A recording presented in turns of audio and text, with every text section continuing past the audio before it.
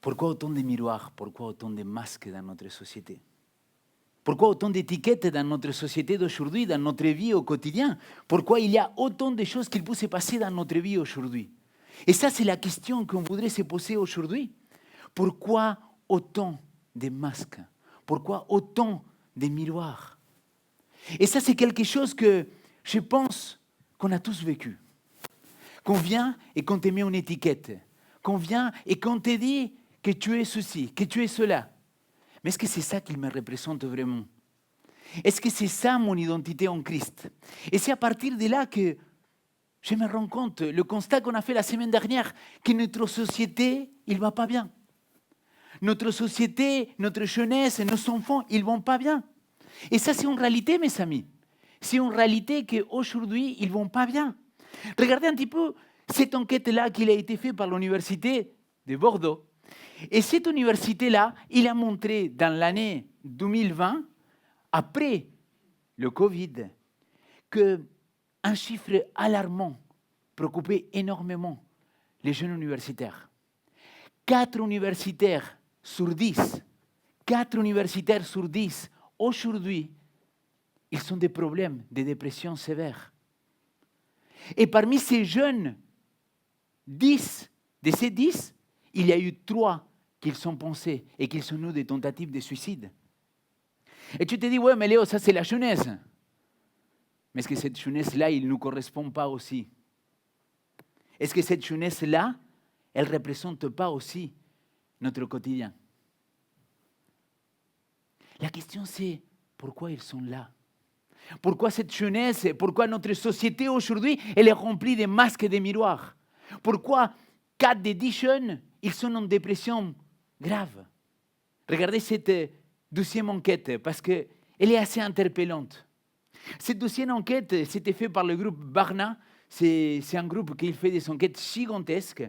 Et dans l'enquête, ils ont montré, ils ont prouvé que 64% des personnes, des jeunes, aujourd'hui, entre 15 et 25 ans, ils sont très inquiets pour leur apparence et pour ce qu'ils vont renvoyer. Les gens ressentent une pression énorme de comment ils doivent paraître devant les autres. Et je sais ce que tu es en train de dire. Oui, mais Léo, ça c'est encore les jeunes. Moi, j'ai passé la trentaine déjà. Ça ne m'inquiète pas, moi, ce qu'ils pensent de moi, les gens. Bien sûr que peut-être non, mais je suis sûr et convaincu que quand tu étais petit, jeune, quelqu'un il t'a posté une étiquette. Quelqu'un il a dit, tiens, tu es comme ça. Et que cette étiquette-là, tu n'as pas pu te débarrasser jusqu'à aujourd'hui. Et bien sûr qu'aujourd'hui, tu as appris à être un sort de caméléon. Tu as appris à te déguiser pour que personne ne se rende compte qu'en toi, au fond de toi, tu portes encore cette étiquette. Et du coup, comme tu portes cette étiquette-là, tu as besoin, évidemment, de porter un masque. La société d'aujourd'hui, il nous pousse vers ce sens-là. Je reviens sur le psychologue, sur le sociologue et philosophe qu'on a cité la semaine dernière, Simon Bauman, qu'il a parlé de cette société liquide. Et on a discuté, on a échangé, et on a dit que cet philosophe-là, il décrit, c'est un des grands penseurs de la postmodernité, et il va dire, rien n'est fixe, tout est fluide comme de l'eau. Le résultat, c'est que les gens ils ont du mal à construire une identité solide. Mais regardez cette phrase-là parce qu'il m'a beaucoup interpellé. Il dit dans ce livre-là, La vie liquide, l'identité devient un fardeau. Il faut sans cesse la fabriquer, la réparer, la défendre. Tu parles un jeune qui a 18 ans, 20 ans, qu'il est en pleine formation dans sa vie, que son cerveau il n'est pas encore mûr à 100%, il est face à une situation dans laquelle il doit faire face à beaucoup de likes ou no likes, à beaucoup d'harcèlement ou le cyberharcèlement. Peut-être pour le plus grand que vous ne connaissez pas et que vous ne savez pas qu'est-ce que c'est quelque chose de grave, les amis. Tu postes une photo de toi, tu postes une vidéo de toi, en cherchant peut-être, à tort, qu'on te met un like et tu te retrouves avec des commentaires terribles. Rentre chez toi, espèce d'Argentin. Et attends, mon identité, elle n'est pas construite sur ma nationalité, on a parlé la semaine dernière. Quel accent de... Et bien sûr, j'ai fait le mal alpha, que ça ne me touche pas, que je ne suis pas concerné. Mais la réalité, c'est que mon identité, il finit pour être fragile. Il finit pour être quelque chose que je vais devoir la défendre, je vais devoir la réparer. Et qu'en plus de tout ça, je vais devoir la fabriquer. Mais ça, c'est ce que le monde il dit. Ça, c'est ce que les sociologues aujourd'hui disent. Mais pendant toute cette série, ID en Christ, nous voulons voir et comprendre quelle est ma véritable identité en Christ. Comment je peux construire qui je suis selon ce que la parole me dit et pas selon ce que les philosophes, le monde, ils peuvent me dire. Parce que finalement, si je suis chrétien et il n'y a pas de différence dans ma vie et dans mon identité, il n'y a rien qui ressemble à cela, quel est le but? Pourquoi je suis là? Quelle est ma véritable identité en Christ? La semaine dernière, on a dit, tout simplement, j'ai fait un petit rappel. Voulu par Dieu, façonné de ses mains, unique à ses yeux, avec un but éternel. Je ne vais pas revenir sur cela parce que vous pouvez le retrouver dans la série, mais je suis voulu par Dieu. Et comme je suis voulu, j'étais façonné par lui. Et je suis unique, avec un but, avec quelque chose, avec un propos dans ma vie. Alors, je ne vais pas refaire encore une fois la prédication, mais pour moi, ça, c'est tellement important. Le avant et l'après Christ. On avait vu qu'avant la chute, il y avait quelque chose qui s'est passé. Après la chute, il y avait quelque chose d'autre. Et on a vu comment le premier sentiment de l'être humain, c'est ce rejet-là. Et comment on est dans le rejet, on va chercher toujours cette appartenance. On va chercher toujours à appartenir à quelqu'un. Et c'est là le grand problème. C'est que nous, on cherche sans cesse à construire notre identité pour montrer et dire, OK, j'appartiens à ce cercle-là. OK, j'appartiens à cette nation-là. Je suis argentin. Non, je suis aussi français. Des papiers en tout cas. Mais c'est ça la question. Et donc la deuxième chose, c'était la honte. Et que j'ai perdu cette valeur-là que j'avais auprès de mon Dieu. Et je cherche cette... OK, mais est-ce que tu m'aimes bien? Est-ce que j'ai de la valeur pour toi? Et finalement, la faiblesse. Finalement, tout ce qu'il ne m'identifie pas. Mais je voudrais revenir à cette notion-là de ID en Christ. Parce que, finalement, comment on est arrivé dans une société qu'on a autant besoin des miroirs, autant besoin des masques? Pourquoi toutes ces étiquettes-là, elles restent collées dans notre vie? Il me semble qu'il y a plusieurs choses qu'on devrait comprendre. Et la première, c'est que, désolé d'amener un côté spirituel, mais je ne vois pas comment on ne l'a pas amené. Parce que, spirituellement parlant, une fois que j'étais séparé de mon Créateur, il y a un vide en moi. Et cette vide-là, je peux essayer de le combler de différentes manières. Et cette vide-là, cette spiritualité qu'aujourd'hui, il n'a pas un ancrage, ça fait partie, ou ça devrait faire partie de mon identité. Et c'est là qu'il vient le problème. Peut-être tu vas te dire, mais pourquoi Léo, tu penses que c'est là qu'il vient le problème? Parce que le péché, parce que le mal, parce que quand on était séparés de notre Créateur, il a donné ça. Un miroir. Mais pas le miroir comme celui qu'il était tout à l'heure. Un miroir qui est complètement déformé. Un miroir qui est sale. Un miroir que quand j'essaye de me regarder, je vois flou. Je n'arrive pas à comprendre qu'est-ce qu'il y a vraiment. Et donc, il me renvoie une image qu'elle n'est pas vraie. Il me renvoie une image qu'en réalité, elle me détruit plus qu'une autre chose. Pourquoi autant de miroirs? Laissez-moi vous lire ce texte biblique qui se trouve dans la parole de Dieu. Le texte se trouve en 2 Corinthiens chapitre 13, verset 12. Le texte il dit, à présent, nous ne voyons qu'une image confuse, pareille à celle d'un vieux miroir. Mais alors, dans l'avenir, nous verrons face à face. À présent, je ne connais que de façon incomplète, mais alors je connaîtrai Dieu complètement, comme lui me connaît. ces miroirs-là, l'apôtre, il disait déjà, parfois tu te regardes dans un miroir qui ne reflète pas ta véritable apparence. Et tu penses te connaître toi-même. Tu penses que toi, tu sais comment tu fonctionnes. Mais en réalité, il y a un qui te connaît vraiment. Tu peux jouer ton cirque, ton cinéma. Tu peux mettre des masques pour que les gens ne voient pas qui tu es vraiment à l'intérieur de toi. Mais il y a un qui te connaît. Il y a un qui sait profondément comment tu fonctionnes. Et toutes ces étiquettes et toutes ces images déformantes que tu as dans ta vie. Et là, la parole, il dit, voilà, qu'aujourd'hui, on a un miroir, qu'il est confus. Et oui, c'est vrai, parce que je me regarde, en tant que chrétien, je me regarde dans ce miroir, je dis, oui, mais je ne suis pas encore assez bien. Hein. Ça fait combien d'années que j'essaie de lire la Bible, de prier.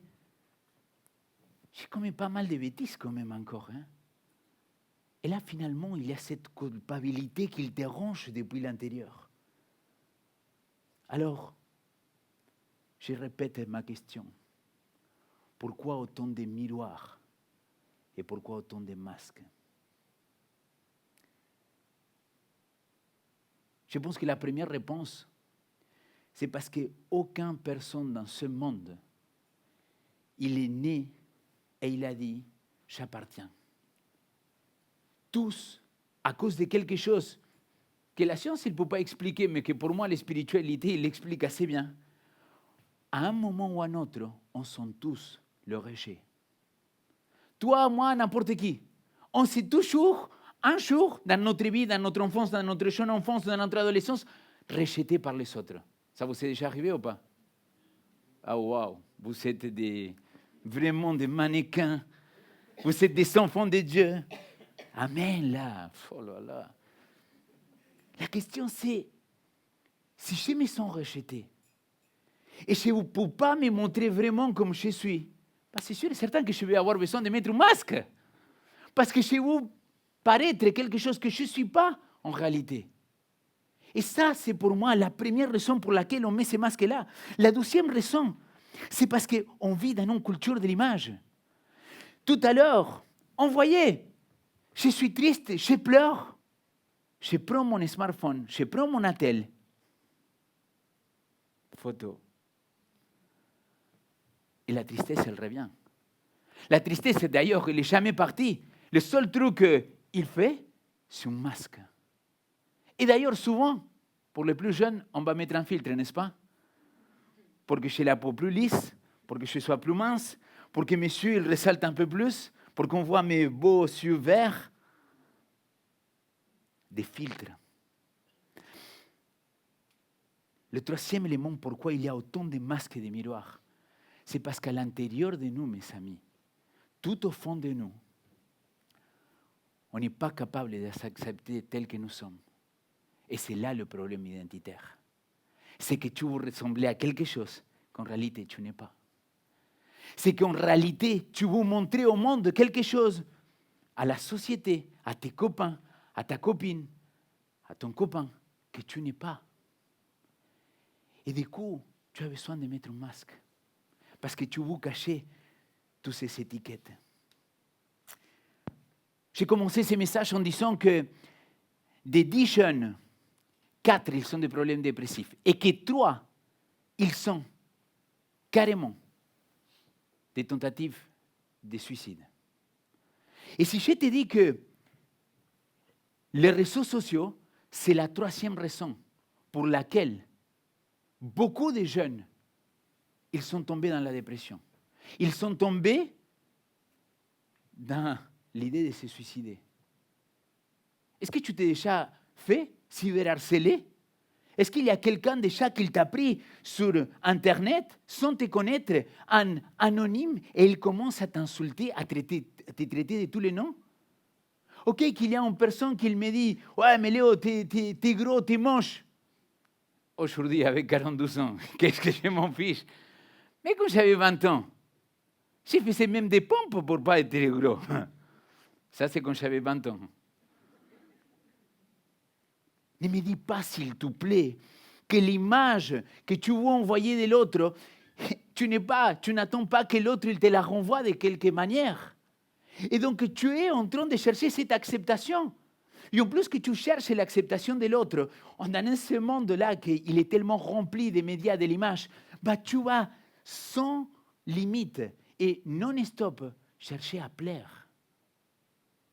Et je ne te parle pas physiquement simplement, parce que la parole, il dit qu'on est corps, âme, esprit. Le mot âme, c'est la psyché. Et le mot esprit, c'est le mot pneuma, le souffle qui il est en nous, mais aussi le physique. Et donc, du coup, cette image-là, il me parle énormément. Parce que ça, c'est la réalité.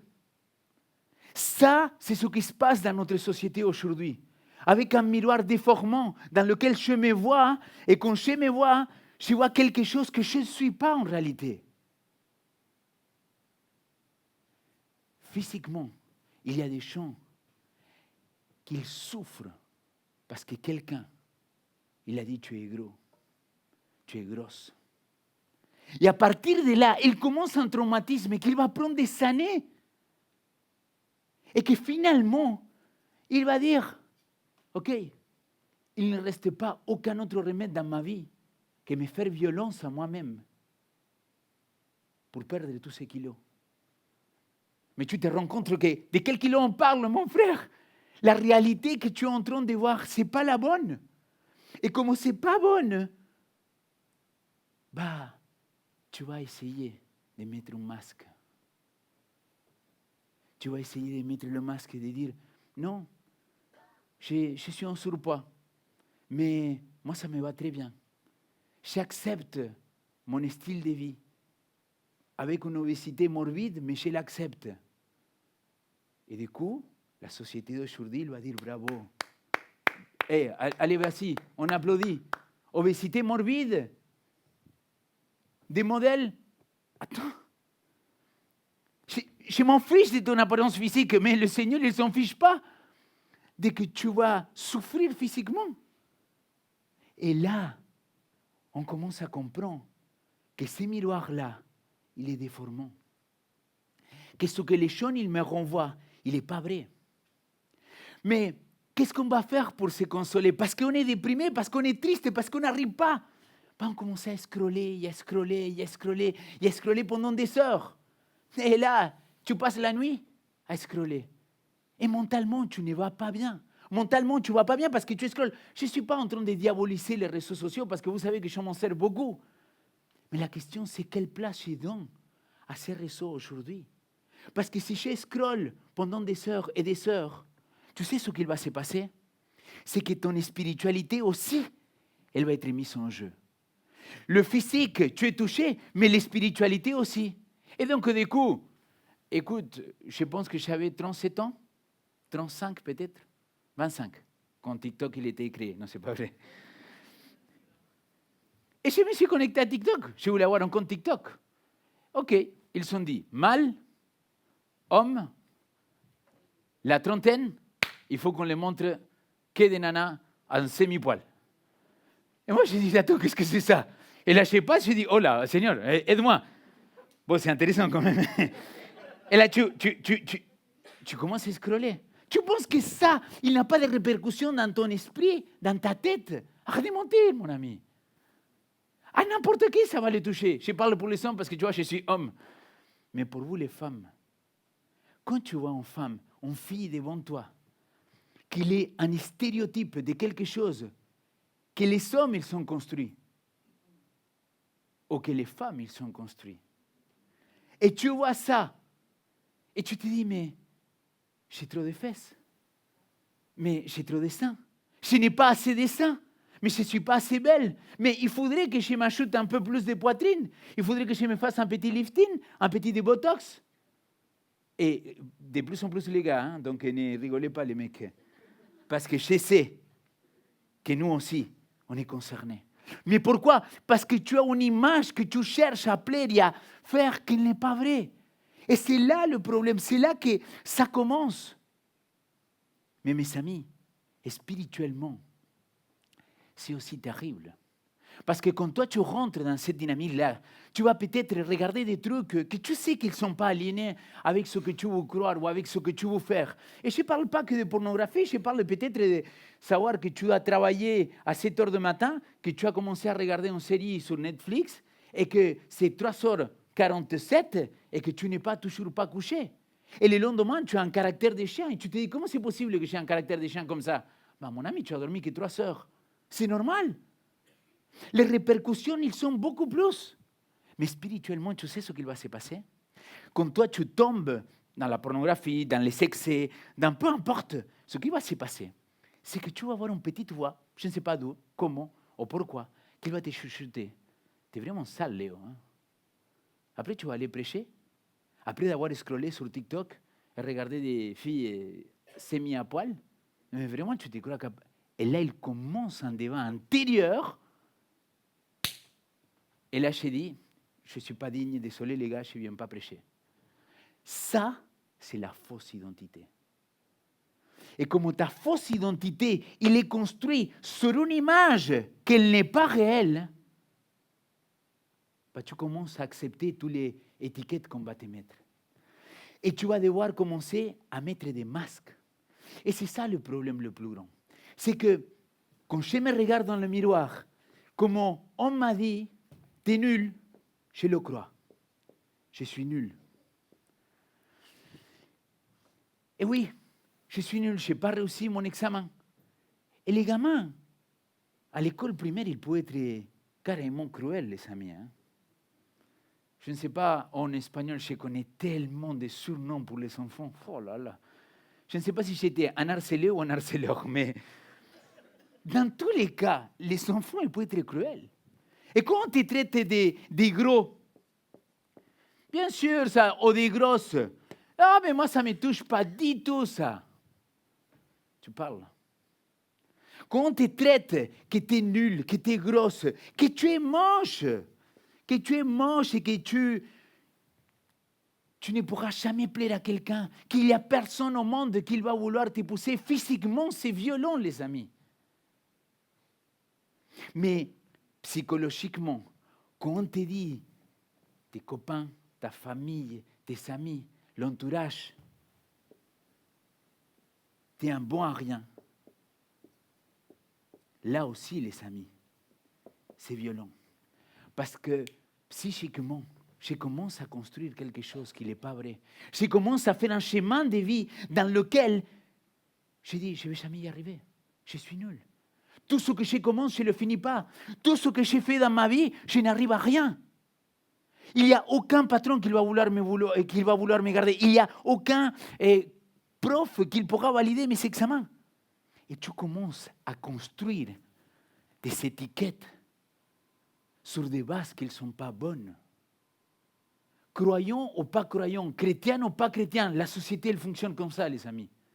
Il y a une image déformée qu'il m'envoie quelqu'un. La société, ma famille, ou peu importe. Et que cet miroir-là, il va me faire fabriquer des masques.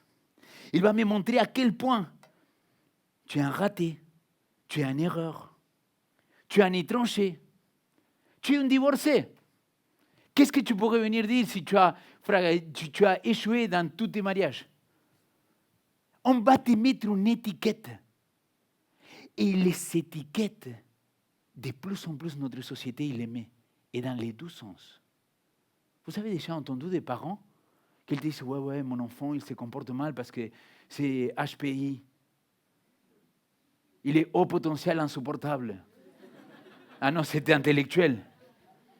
Les amis, c'est un pourcentage minime dans le monde entier. Et maintenant, tous les parents, ils ont des enfants HP.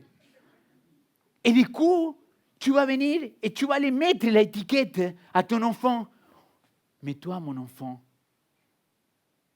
tu es différent. Mais toi, mon enfant, en réalité, tu es HPI. Mais non, d'un chien, je ne suis pas HPI. Là, à la mode totale, désolé les amis, pour s'il y a quelqu'un qui le vit comme ça, mais je ne veux pas que vous me compreniez mal parce que je vais expliquer après. Mais aujourd'hui, tous les enfants, ils sont TDAH ou quoi? Tous les enfants l'aimaient, le titre. Il était TDAH, le pauvre. Et le TDAH, c'est pour ça que... Maintenant, écoute, il a besoin de bouger, amène-le faire un sport, tu vas voir comment ça va se résoudre. Pardon pour les psychologues, pardon Anna de dire entre pareil. Mais les amis, il y a un peu de vrai dans ce que je dis. Écoute, ne dis pas « mon enfant est TDAH ». Dis plutôt « mon enfant, il est un enfant qu'il a une caractéristique aujourd'hui, il a un TDAH, il a un trouble de comportement. » Ok. Mais ne l'étiquette pas, ne le dis pas « tu es ça ». Parce que tu es en train de construire une fausse identité. Et cette identité-là, elle ne peut pas être construite sur quelque chose de faux, parce que tu vas souffrir toute ta vie, dans ton adolescence et dans ta vieillesse.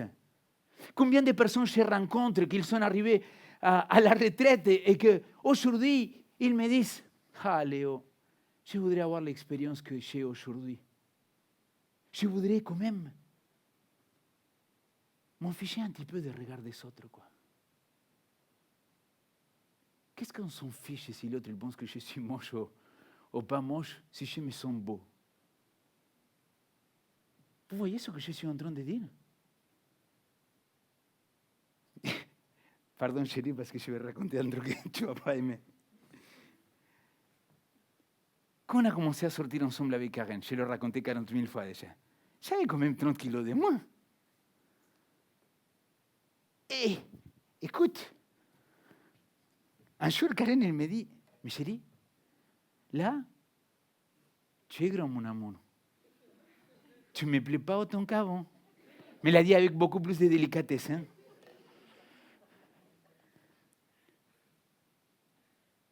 Mais moi, j'étais bien dans ma peau. Je m'explique. Je dis, oui, chérie, c'est vrai. J'ai quelques kilos de plus. Mais je reste beau gosse quand même. Oui, mais tu pourrais faire un peu plus d'efforts. J'ai dit, promis que je le ferai. Mais il y a plein de qualités qui viennent avec le gros. C'est-à-dire, c'est comme tu te positionnes parce que je sais que je suis. L'opinion de l'autre, ça ne m'attend pas de la même manière parce que je sais quelle est ma véritable identité. Et si quelqu'un il veut construire une fausse identité sur moi, je sais que je dois dire stop. Je sais que je dois dire non, je ne veux pas ça dans ma vie. Parce que je ne veux pas construire une fausse identité. Et tu te dis, ok Léo, ça y est, tu nous as beaucoup parlé. Et alors, regardez ce texte-là qui se trouve dans l'évangile de Jean. Si vous demeurez dans ma parole, vous êtes vraiment mes disciples. Vous connaîtrez la vérité et la vérité vous rendra libre. Alors, qui est la vérité? Jésus-Christ. Je suis le chemin, la vérité et la vie. Et si chez eux, il est ma vérité, peut-être que je suis en train de regarder dans le mauvais miroir. Peut-être que le reflet que la société m'envoie, ce n'est pas celui que je dois centrer mon attention. Et c'est là pour moi la véritable différence. Pourquoi? Parce que c'est Jésus-Christ, il a la vérité. Et si je le connais à lui, et il va devenir mon libérateur, qu'il va enlever ces étiquettes de ma vie. Regardez ce qu'il dit l'apôtre Paul, le même qu'il a écrit sur 1 Corinthiens chapitre 13, il va dire, nous tous, le visage dévoilé. Non mais punaise quoi. Ça c'est l'Esprit de Dieu, c'est pas moi, parce que, tu vois, le visage dévoilé, ça veut dire quoi? Son masque, mon ami. Abat les masques. Laisse tomber ton masque. Mais au visage dévoilé, la parole, il dit, nous contemplons le Christ. Comme quoi? Quel est le seul miroir que je dois avoir dans ma vie? C'est Jésus-Christ. C'est Jésus-Christ parce que Jésus, il vient transformer ma vie. Jésus, il est le rocher sur lequel je veux former mon identité. Mon ID en Christ se centre sur le roc solide et sûr. C'est lui qui ne change pas. C'est lui qui est l'alpha et l'oméga. C'est lui qui est roi des rois, seigneur des seigneurs. Et quand je regarde mon Seigneur Jésus-Christ, quand je le vois à lui, quand je le contemple à lui, je me rends compte que je suis voulu, que j'étais formé par lui, que je suis unique au monde, même avec quelques kilos de plus. Et que j'étais appelé pour l'éternité, mes amis. Et tu sais quoi? quand tu comprends la suite, il dit la gloire du Seigneur. Quand tu regardes Christ et pas un miroir déformant, il dit ainsi nous sommes transformés pour être semblables au Seigneur. Et nous passons d'une gloire à une gloire plus grande encore. Voilà en effet ce que réalise le Seigneur qui est l'Esprit. Le Saint-Esprit, il vient dans notre vie pour nous transformer. Et c'est pour ça que Jésus-Christ, il nous demande de casser ces miroirs-là, de le casser et dire, je ne veux pas un faux miroir dans ma vie. Parce que ces faux miroirs, il est en train de me détruire. Ces faux miroirs, ils sont en train de me rendre dépressif. Ces faux miroirs, ils sont en train de faire de mauvaises choses dans ma vie. Et je ne construis pas mon identité sur le roc. C'est pour ça que Christ, il nous appelle à détruire ces faux miroirs. Pauvre celui qui va devoir nettoyer après. C'est moi que je le ferai. Mais mon ami, vraiment, si je pourrais transmettre quelque chose à notre jeunesse, à nos adolescents, mais aussi à nos papis, à nos mamies, c'est arrête de regarder ce que le monde il dit sur toi. Arrête de regarder ce que les gens ils pensent de toi. Crois à ce que Dieu pense de toi. C'est ça la véritable identité. C'est ça le ID en Christ, mon ami. Parce que tant que tu ne vas pas construire sur ça, je te promets, parce que j'ai essayé, tu vas essayer de combler le vide à l'intérieur de toi. À chaque fois, tu vas essayer de le combler. Et ça ne va pas marcher. Et peut-être tu te dis, oui, mais Léo, tu ne me connais pas, je ne suis pas assez bon. Laisse-moi te dire cette parole de l'apôtre. Je suis persuadé que celui qui a commencé en vous une œuvre bonne, en poursuivra à l'achèvement jusqu'au jour de Jésus-Christ. Le Seigneur, il va finir cette œuvre en toi. Mais il faut construire cette identité. Pas sur un faux miroir, pas sur un miroir déformant, mais sur celui qui est notre roc, sur Jésus-Christ. Parce que, et j'ai fait quoi de toutes ces étiquettes maintenant?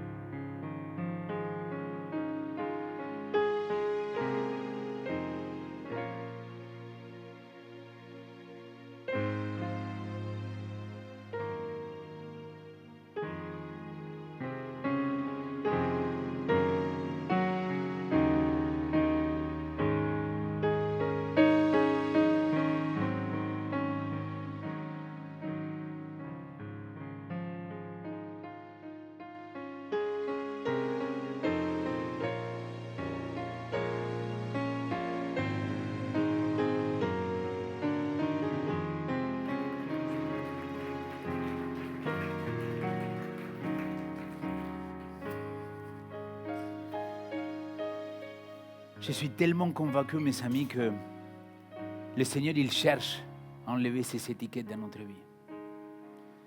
Mais pour ça, il faut le confesser, il faut le dire, ou peut-être l'écrire. Écoute, c'est une petite dynamique qui est très simple. Mais là, il y a des post-it. Tu vois, parfois, il nous colle des choses, des étiquettes. Et moi, je ne peux pas savoir quelles sont les étiquettes que quelqu'un il t'a collées quand tu étais enfant, jeune, ou même jusqu'à maintenant. Mais tu n'as pas besoin de me le dire à moi. Tu as besoin de le dire à notre Seigneur Jésus-Christ. Quelle est cette étiquette qu'aujourd'hui tu veux laisser au pied de la croix? Je vous invite à que, quand vous le sentez, vous puissiez venir et prendre un papier et écrire une étiquette, 2, 3, celle qui est nécessaire pour toi, et les déposer dans la croix en disant, à partir de maintenant, chaque fois que dans ma tête, je vais entendre une voix, tu es gros, tu es nul, je sais que ça c'est un miroir déformant, je sais que ça ne vient pas de Dieu, et à la place je vais dire, je suis un enfant de Dieu, je suis voulu, formé, unique et appelé par mon Seigneur Jésus-Christ. Merci d'avoir regardé cette vidéo jusqu'au bout. Si elle t'a inspiré ou touché, n'hésite pas à liker, à partager et surtout t'abonner pour ne rien manquer. Rejoins la famille Vivo pour des messages qui t'inspirent, t'aident à avancer chaque semaine. Dis-nous aussi en commentaire ce que tu as retenu ou aimé dans cette vidéo. Je te dis à très bientôt pour une nouvelle vidéo. Reste connecté avec notre Seigneur Jésus-Christ.